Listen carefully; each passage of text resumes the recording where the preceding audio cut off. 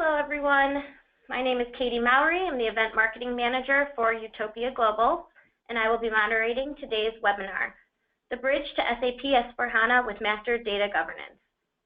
Today's presenter is Seth Eisenberg, Senior Director of Strategic Programs at Utopia Global. Seth has 19 years of experience in technology and consulting with a focus on enterprise data management and analytics. Prior to Utopia, he spent 8.5 years with SAP, including positions in EIM solution management. Seth has rich experience in executive management, software solution management, consulting, sales, business development, and partner alliances. Our presentation today is going to be 25 minutes, followed by a Q&A. Please enter your questions in the question box at any time throughout the presentation, and we will collect them for the end. We will be recording today's session, and the link and presentation will be emailed to you and will be available on our website, utopiainc.com. And with that, let's welcome Seth Eisenberg. Thank you, Kay.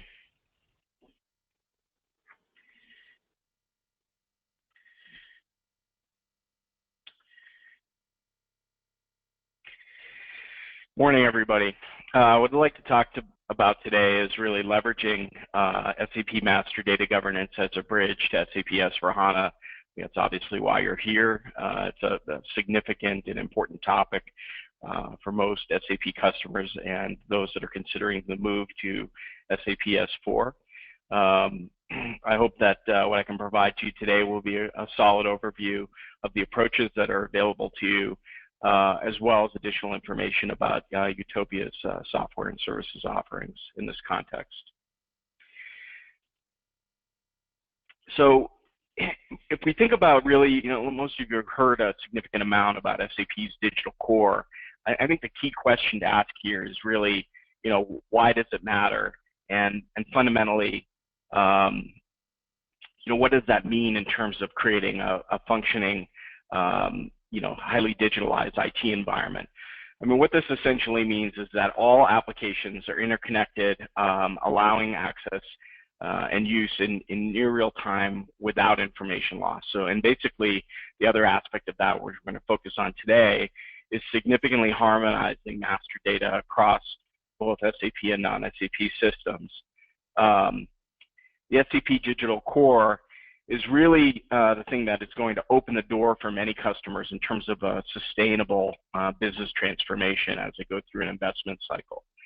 And the key parts of this at the center are really thinking about it from a business transactions and intelligence insights perspective. And then on the outside of this are really kind of business processes ranging from customer experience, engagement of the workforce, spend management, Internet of Things, the SAP Leonardo initiative, and supply chain. And underlying that, you see the SAP HANA and Cloud Platform approach. The other thing I'd really like to highlight is that data is fundamentally at the heart of transformation initiatives and represents, for entities, the most valuable currency in the SAP Digital Core and really represents the beating heart of SAP S/4HANA.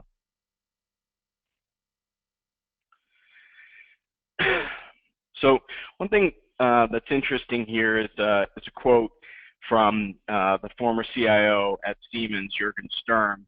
And what Jürgen was really pointing out in this presentation that he gave was that if you don't have your data under control, you don't really need SAP HANA. You simply are calculating the wrong data faster.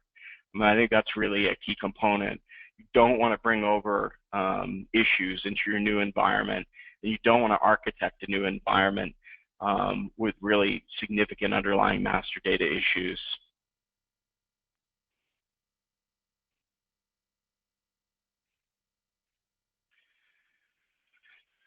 In terms of thinking about this from an information excellence and decision efficacy component, these actually tie into this other infinity graphic that you saw earlier, but at a more granular level, what you can see is on the left, you have input sources effectively, which serve as actually both input and output components in terms of applications like social networks, the paper to digital initiative, files as in unstructured data, and then Hadoop systems.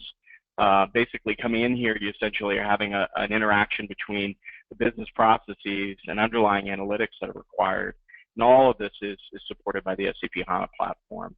So this is really an overarching philosophical view about how master data and business processes and analytics to run the business tie together. So one thing we also wanted to highlight is for those of you who are new to the SAP Master Data Governance offering in terms of understanding where it plays and how it is important in terms of SAP and non-SAP environments, I really want to give you a quick primer on this. And that is really that SAP MDG is a state-of-the-art data management solution that provides out-of-the-box capabilities that are very domain-specific to allow you for central creation, change, and distribution and consolidation of data across the entire system landscape.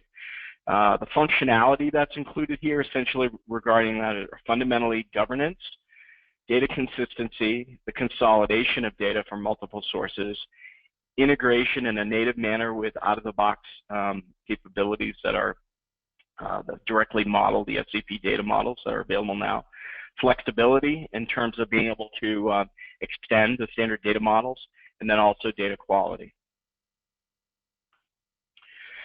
When you look at this in terms of a master data governance framework, MDG doesn't operate alone. It essentially operates in a context of getting the data clean and then keeping it clean. So in terms of getting the data clean initially, we recommend using SAP Data Services for cleansing, standardizing, duplicate checks, etc.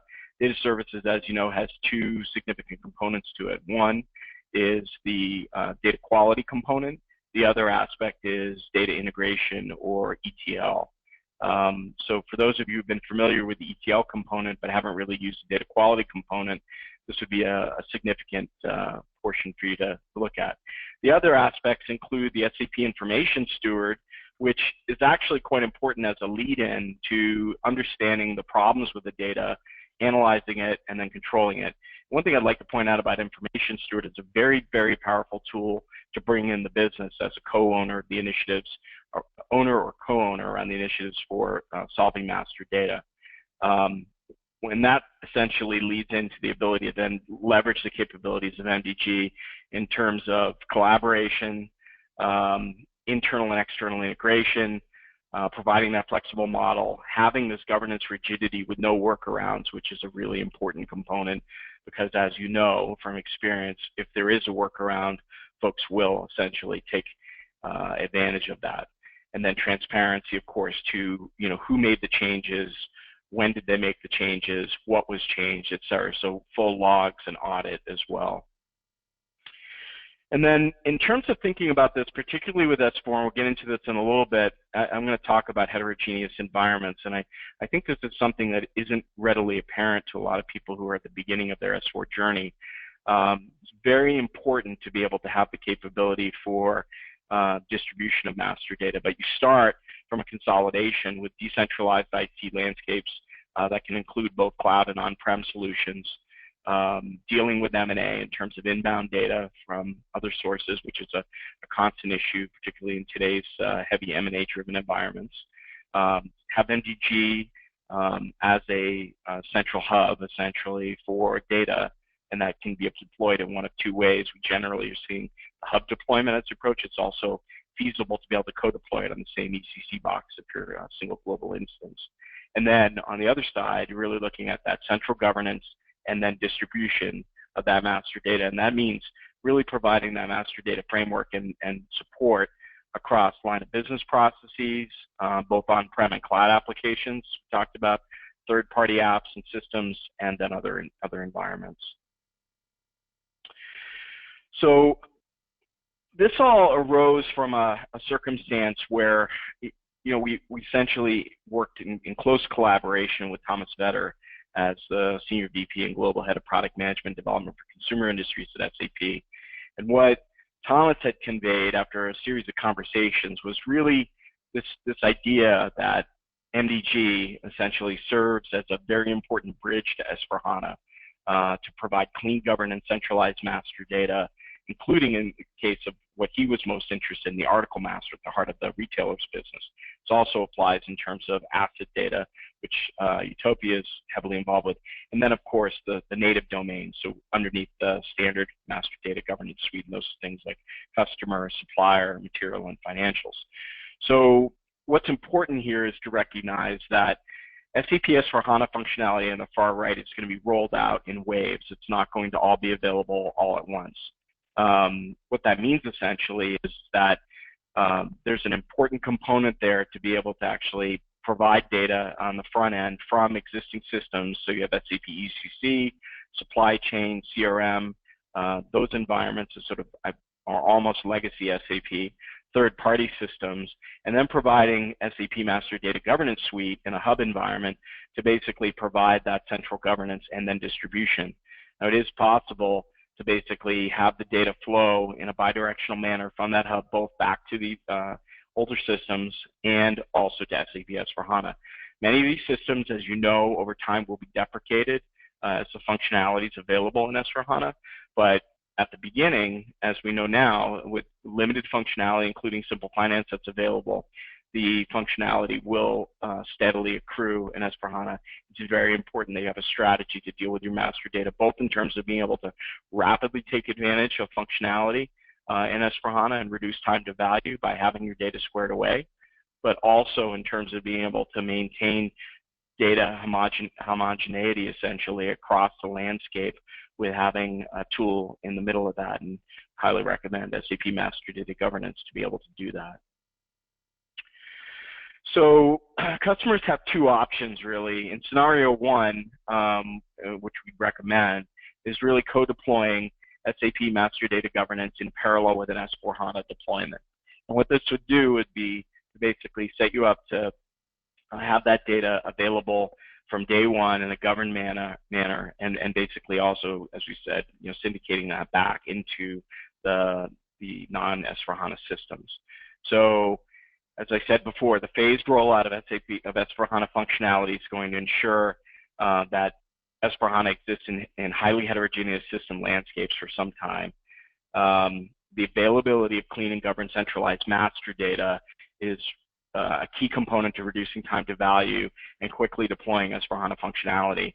And our current estimates in cooperation with SAP are about a 10 to 20% cost reduction on initial deployments of S/4HANA, particularly based on reduced testing cycles and production ready data on day one.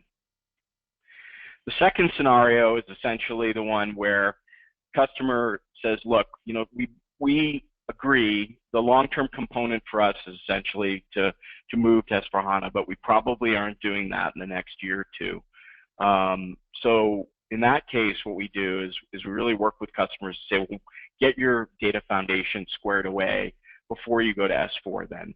Have that ready and take advantage of the ability to be able to have highly governed and centralized data now, and basically set yourself up to be ready for S/4HANA. So you can immediately drive value with improved business processes, work efficiency, and accurate analytics. You get back to that quote from Jürgen Sturm. You're not getting to the wrong answer more quickly.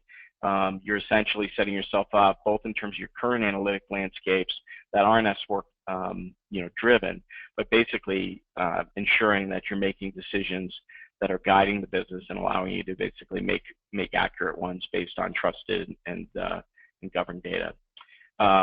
Another component is really drawing the business in as a key owner or co-owner of business data. You can do that in combination with using some of the components like SAP Information Steward. And then the other aspect is significantly reducing those implementation costs for bringing SAP S/4HANA into the landscape by having that data available, reducing testing cycles, and having that production-ready data available from day one. So what we offer as Utopia, as a SAP solution extension partner, are really two current components and one future. So our two current components are domains for MDG for enterprise asset management, and this is to govern objects that are in SAP Plant Maintenance. And then also MDG for retail and fashion management, which is to govern the article master in either SAP Merchandising or the SAP Fashion Management solution. We also have another solution which is called the Utopia Asset Information Workbench, which complements MDG for EAM and Plant Maintenance, and that will be likely to be coming out in the second half of the year as an additional SAP solution extension. And we have the ability here to help customers either in these specific domains or based on our services history and our services practice to be able to help you with your standard domains, i.e., depending on how you prioritize them, customer, material, finance, and supplier. What I'd like to do is really just spend a little bit of time talking about EAM and really what that means for customers and why governing data is important. So think of this as a microcosm of what you'd be looking at as a business case and key drivers for why you would be implementing MDG. In this case, we'll focus primarily on the EAM space. So the business challenges that are addressed really are plant downtime, so reduction, really driving to reduce this, unplanned equipment failures, particularly catastrophic ones, inaccurate maintenance and repair operation inventory information, the inability to anticipate needs or locate materials that are necessary for repairs, regulatory compliance issues, so environmental health and safety, and the whole feeds in here. You'd heard my comment earlier regarding the logging capabilities that are available and really providing full traceability for what is happening in the enterprise and avoiding, in the case of enterprise asset management, which is often very much a Wild West approach when you get down to the operations and maintenance piece at the shop floor level. The other aspect, which is a key driver, is capital project information handover, and that refers to the construction of new facilities and really bridging the gap between the contractor, typically, that is actually creating those facilities, and then having the digital twins available inside of SAP plant maintenance from the day the plant comes online. Two other things which are important, things like PDMS, which you're hearing about, and other predictive maintenance initiatives.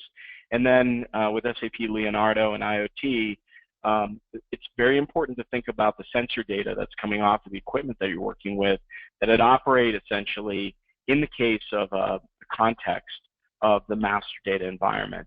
Your ability to do predictive maintenance and predictive work associated with variations in sensor data is going to be very dependent upon what the repair history, subcomponent history, tolerances that are expected based on age of equipment, et cetera, to be able to put that in the context of, put that sensor data in the context of that master data. So there's 6 operational challenges that we primarily look at, and these are dealing with maintenance inefficiency, process disruption, including business process breakdowns, operational inefficiencies. That's often one of the key factors there are things like increased downtime from equipment failures that are unplanned, accident and safety issues we talked about, discovering compliance, and then IT costs. Many of you will be familiar with the components associated with siloed data. There's a fair amount of information that's out there from Gartner and Forrester, et cetera, about the costs of that.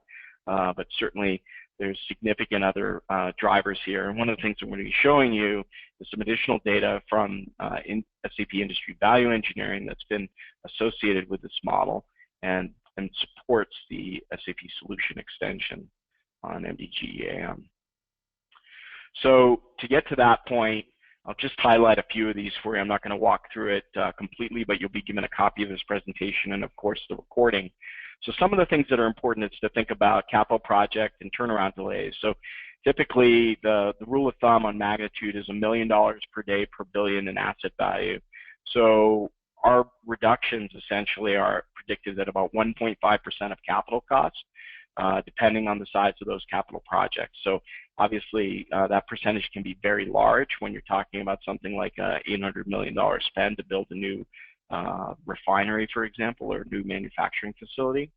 Shop floor productivity, what we call wrench time, averages about 35%. World-class wrench time, i.e. the amount of time that MRO staff are spending actually working on equipment versus chasing down information for their work orders and spares effectively, where that information is often poorly maintained. The IB models project a general improvement about 50% in wrench time for those MRO staff. And then the other aspect is that MRO supply chain is often very disconnected from the shop floor. So less than 50% of maintenance and repair operation materials are in the equipment bill of materials. So the potential benefits that we see are 3% reductions associated with obsolete items, 2% in reduction in parts consumption, and then 30% reduction in terms of reduced returns, i.e., avoiding the circumstance where materials are ordered to be able to repair a particular item like a pump, get the wrong information in because the wrong information was maintained in the master data record about that particular piece of equipment. I'll leave it at that, and the remainder of those we can go through. Certainly would be happy to walk you through the broader IB model and some of the business drivers. It will be, depending on your position in the company, the operations and maintenance executives, i.e. the VPs that are responsible for those areas, tend to be dealing with this on a daily basis, and they will be key business partners for you in terms of evaluating this from if you're looking at it with the lens around assets. This is from an actual oil and gas enterprise that we worked with, and the ROI projected for them, they had just over a 1-year payback for their investment that they were making in the solution. So it's a very significant and quick turnaround. Some of our most prominent industries are oil and gas, chemicals, and utilities. And as you can imagine, if we're doing well in terms of operating with oil and gas entities in this environment, the key lens that they've used to basically evaluate if they move forward with us is how quickly can they achieve ROI on their spend. So in summary, what I'd like to reinforce for you is really that data is indeed your most valuable currency in your digital core. 2, don't wait for S/4HANA. You can get quality data now to make significant impacts in your business in terms of improved business processes and analytics right away. And you're also setting a foundation when you're ready to move to S4. Deploy SAP Master Data Governance whenever possible in parallel with S/4HANA. You're going to be going through very significant shifts, cultural shifts, and also change management associated with moving to S4. It's very important to be able to impart the importance of governance and be able to put a governance interface in for the changing creation of these master data objects we talked about. It's important to do that from the beginning. It also ensures and serves as an insurance policy for the investment that you're making and why you're moving to S4. And fundamentally, Master Data Governance is your bridge to the future in S/4HANA. And Utopia can provide you assistance for this in 2 ways. One is with the solution extensions that are sold and supported only through SAP. We talked about in either retail and fashion management or in enterprise asset management, or you can use our services arm to basically help you on that master data journey in whatever combination of domains that you're looking at to be able to get started. And with that, Katie, I'd like to open it up for Q&A, and we'd be glad to spend time to answer questions from the field. All right. So the very first question we have is that you indicated SAP MDG can act as a tool for both central governance, but also the distribution of data. We're a shop that has both SAP Plant Maintenance and IBM Maximo. In that context, how would MDG EAM work for us? Perfect. So as you noted, I'd indicated that SAP PM is a requirement. We are very low typically in a shop, and then this is a question comes from somebody with an asset lens to what they're looking at, to basically say, look, we'll set it up, we'll re-engineer it for Maximo. It's simply not viable and cost effective to do that. However, in the environments where MDG and Plant Maintenance and Maximo exist side by side, what you can do is you can actually use MDG as the governance tool, get that data clean and harmonized between the systems, and then basically use MDG to syndicate data over to Maximo, but where the golden records would essentially reside in MDG EAM. So that's a very good approach, and particularly with entities that are multinationals that have grown through M&A, that kind of heterogeneous system landscape in the plant maintenance arena is not uncommon. So I think one of the things that's been very, very interesting in terms of thinking about SAP and their steps with master data, particularly for those of you who are familiar with the old approach with NetWeaver MDM, what you get here is an application, but that application is not strictly restricted to SAP and can be readily extended to non-SAP systems. However, you got to think about it in the model where the golden records reside in MDG, and then you can actually syndicate out from there. Hope that answered the question. Okay, and the next one is, can you elaborate on what you mean by S/4HANA existing in highly heterogeneous system landscapes for an extended period of time? I thought we would make one rapid. Oh. Go ahead, I'm sorry. One rapid move to SAP S/4HANA. Your content seems to differ with that view. So when you mention the rapid move, I think there's sort of a perception for many people when, you know, and I think this is probably to some extent the effectiveness of SAP marketing, that you will move to S4 and then you basically will leave everything else behind. Simple fact is the release schedule for S4 has been generally published and will look like very similar to these initial rollouts of what's happened with Simple Finance, et cetera. The functionality is going to be rolled out in waves. Customers will maintain both their legacy and current SAP environments, mostly in a parallel state, i.e. a heterogeneous environment, until the functionality is available in S4, and at that time those systems can be deprecated. The other advantage of having this master data in the Master Data Governance hub environment is essentially it allows for you to be able to more quickly deprecate that, because you can deprecate the functionality in those systems, shut them down, but the master data that was necessary, that was typically having to be accessed there, has already been accessed and been pulled in and is serving, you know, from a golden record hub and being syndicated out. So that's what I mean by taking advantage of a heterogeneous environment. It took me, and I've been an SAP professional for almost 20 years, a while for it to settle in about what S4 was going to really mean in terms of how it was going to come up, how folks were going to take advantage of it. And the idea here is really being able to allow you to have control of your data between multiple systems that will, by necessity, be required to, you know, be up and running for some time in parallel with S4.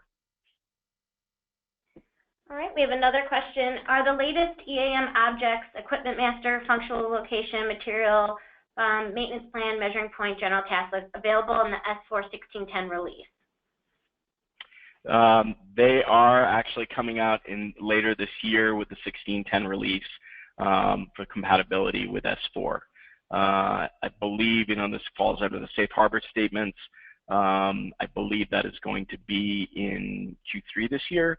SAP never, as you know, states a specific statement about it, but the roadmap is available. If the person who asked that question, we can also send you a copy of the link to the roadmap and also PDF, so that'll be apparent for you.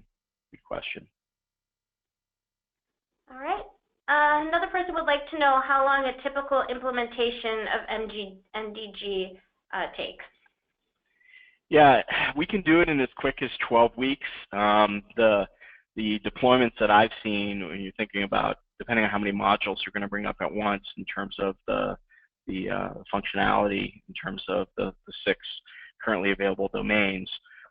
But a rule of thumb is probably 12 would be very aggressive. I think that you should plan for a 16 to 20 week implementation. Excuse me, that's probably a good rule of thumb to use. I'd say our average implementations are coming in the range of 16 to 18 weeks. All right. For any future questions, you can send them to myself, Katie Mowry. My email address is kmowery@utopiainc.com. It's up on the screen. And we will get those answered for you. We also are recording this, like I mentioned, and we will have the recording and presentation available. It will be sent to you via email and available on our website, utopiainc.com. Thank you all for joining today's webinar, The Bridge to SAP S/4HANA with Master Data Governance.